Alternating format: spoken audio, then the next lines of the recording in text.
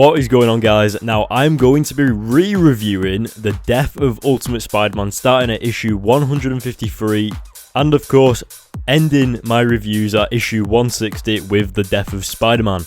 Now, I did review these maybe about 2 years ago, but I was sort of new to YouTube. Like, I wasn't very talkative. I was kind of shy. So, I thought since Miles Morales, The Ultimate Spider-Man issue 5 doesn't release for another couple of weeks, I might as well re-review the Death of Ultimate Spider-Man for you guys, because I was going to get around to it anyway, because I've always wanted to come back and give a more professional and more up-to-date review of these comics ever since I did them 2 years ago. So, yeah, might as well get into it now, so let's dive straight into this comic.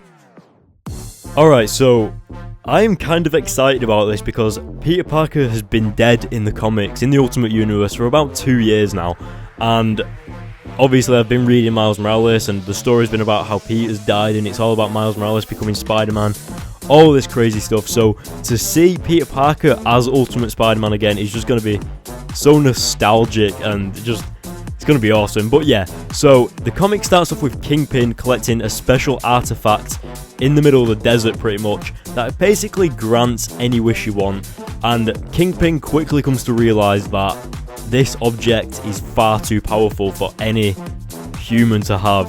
Like, he quickly realises this, considering it obliterated everything around him in about 2 seconds.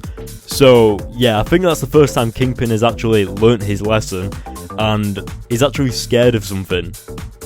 Anyway, so after that quite interesting opening, we actually go to Spider-Man and Iron Man, because if you remember, just before Spider-Man was killed, he was actually supposed to be going through training with Iron Man, Captain America, Thor, and the rest of the Avengers and stuff.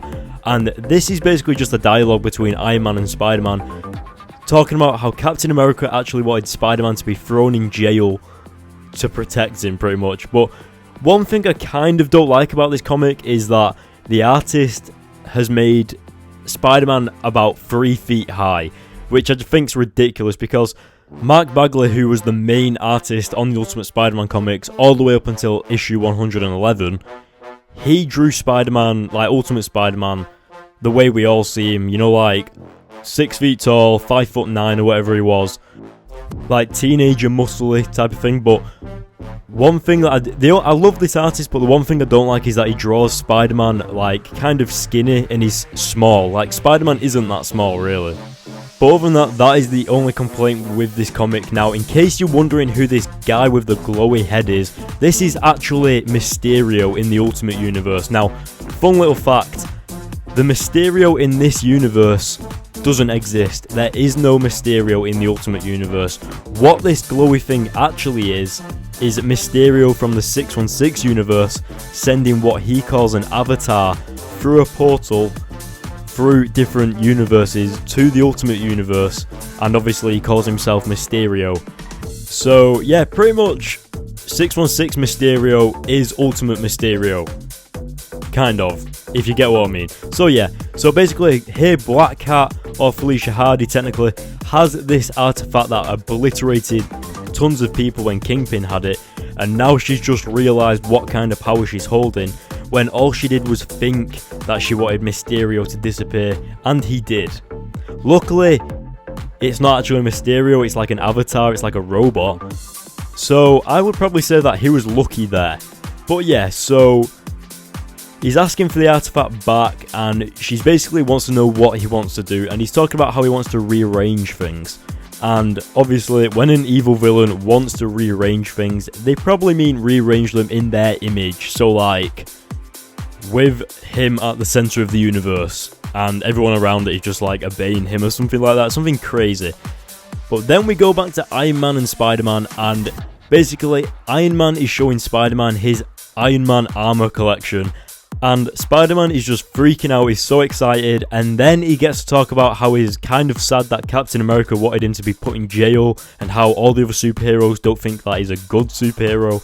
And then he drops the "with great power comes great responsibility" line, and then we kind of move on into Tony Stark's lab, and Jarvis actually detecting an unusual power source coming from the artifact that Black Cat and Mysterio have, and then there's just a massive explosion in the middle of New York. And I absolutely love how, you'll see it in a minute, Black Cat is just stood there with the artifact and she's just surrounded by nothing. Like, everything has been flattened and it's just awesome. Now, this is where she realizes what true power she has. Now, obviously she didn't mean to do that, she can't control it. When you're holding this artifact, you have to keep a clear head. Anything you think, like, for example, the Ghostbusters movie, when, I can't remember his name, but he thought about the Marshmallow Man. Like, you can't technically keep a clear head, can you? So, it's whatever you think happens. And of course, by the time Iron Man and Spider-Man get there, it's already too late. And boom. The issue ends with a giant explosion.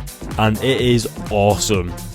Now, obviously this is the Death of Spider-Man prelude, so the official Death of Spider-Man I think actually starts in issue 156 or 157. So once we get to there, that's when everything will start kicking off and it'll be so much more coolly awesomey stuff. So yeah, I'm probably going to give this issue maybe an 8 out of 10 because I absolutely love this. The only downside is the art for me. The art for every other character is just awesome, but for Spider-Man he's too small. But the front cover is insanely cool. I love the front cover. And yeah, let me know what you guys think in the comment section below. Make sure you go to the link in the description to follow me on Twitter. Don't forget to hit the like button for more. I'm going to be doing this all week until issue 160. And yeah, don't forget to leave a comment in the comment section below. Don't forget to hit the like button. Don't forget to hit the subscribe button for more. And of course, I will see you guys in my next video.